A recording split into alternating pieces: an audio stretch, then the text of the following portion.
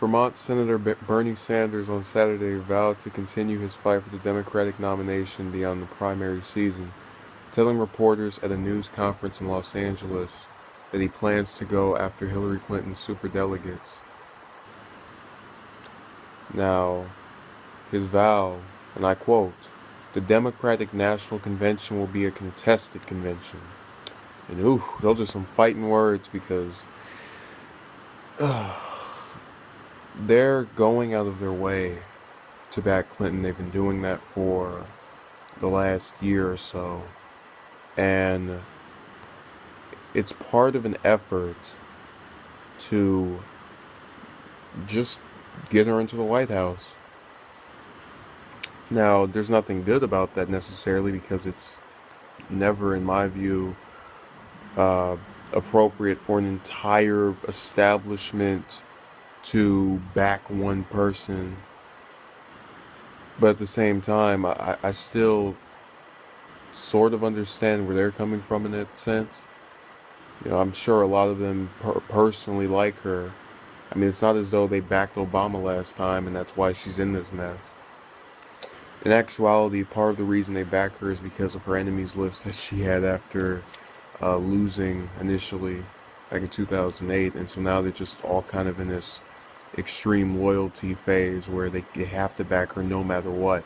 And they must support her at all costs. Now, Sanders is admitting that it's very unlikely he'll get her superdelegates to back him. And I'm right in there with him. I think it's not going to happen. Yeah, I've been optimistic about this too many times to get my hopes up once again and be disappointed. So I kind of just say forget it almost. Even then, I still believe he has a chance of making an impact on that convention, and certainly, definitely still has a very, very small chance of getting a nomination, even though I will admit it's unlikely now. And he should stay in until the last primary on the 7th, or rather the 14th. But the 7th is really the biggest one, and that's coming up in a few days. And he's going to be able to show whether or not he is really the person that should be the nominee based on the results we get back from this.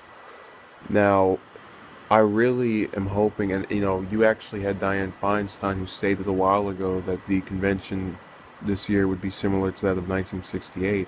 I don't know what she's talking about because, I wasn't there either, and I'm sure she wasn't, but they had massive protests at that convention. It was a circus outside. They were frustrated over the Vietnam War, the assassinations of MLK and RFK. They went crazy and ballistic, right, and rightfully so. It just is inconceivable to me in this election year you'd really try to invoke those events towards him. No one has been assassinated. No war is going on to such an extent that we're drafting people.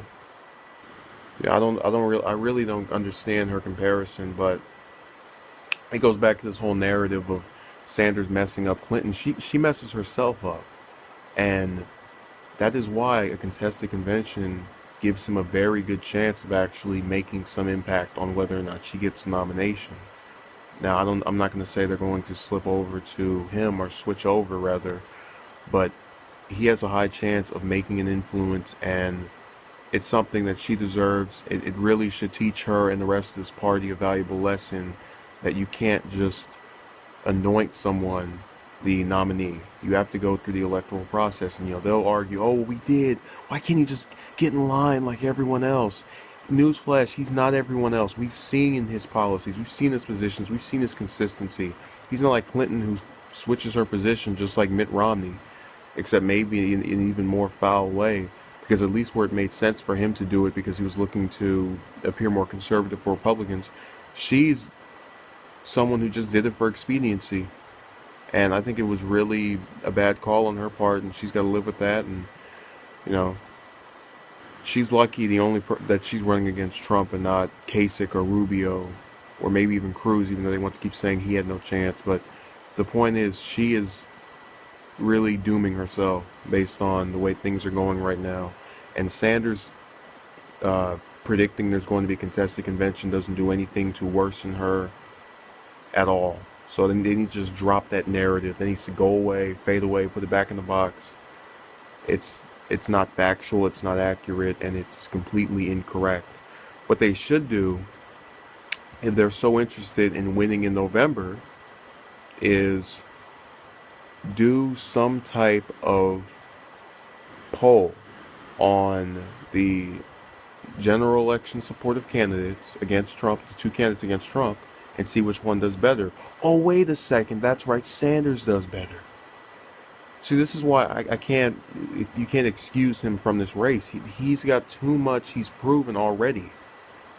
You know, they were talking about Trump as this madman. He's crazy. He's insane. It's this monster. Well, Trump won all of those states in the GOP primary, rather.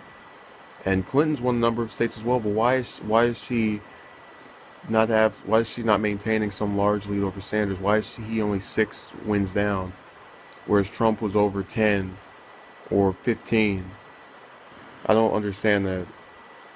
So I really believe they're just grasping at straws right now, trying to give some rationale for having a candidate who just doesn't get it. And until they prove me wrong, which I doubt they will do, that is exactly why they stand a very good chance of, and this is if they nominate Clinton, of losing not only the general election, but independent voters and just other places where Democrats want to win, such as the Senate, the House, get their majority back if they can. I don't think they will. And, you know, it's all going down the tube for them. So they've really doomed themselves, and the contested convention is certainly something that is in the realm of possibility. But make no mistake about it, it will not be anything close to the magnitude of 1968. Whoever's feeding that narrative is incorrect.